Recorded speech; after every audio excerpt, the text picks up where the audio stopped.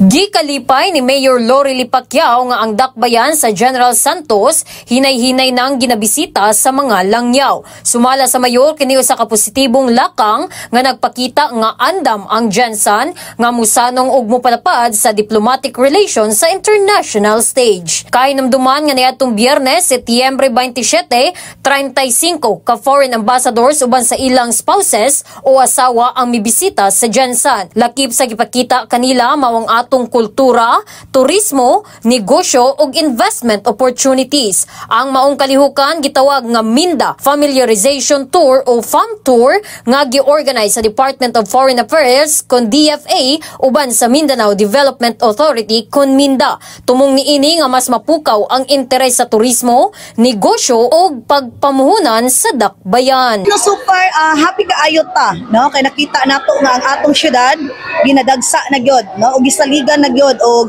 ingon nila first time nga nahitabo. So nalipay ta kay tungod nagtinabangay ang ato ang DFA, ang atong Minda, ang ato ang Chamber of Commerce headed by Sir Migs. So nakita nato, no, nga ang unity, no, ug ang trust sa ato ang mga bisita nga nidagsa gyud diri sa ato ang syudad. Og happy ta kay base sa ilahang mga statement nga mobalik sila, so naiuban nga mas gusto sila mag-invest diri. So hinaot ta ato na ipangamuyo sa Ginoo nga unta madayon ang ilahang mga plano nga mag-invest diri sa General Santos para mahatagan og mga trabaho ang atong mga kaigsuonan po.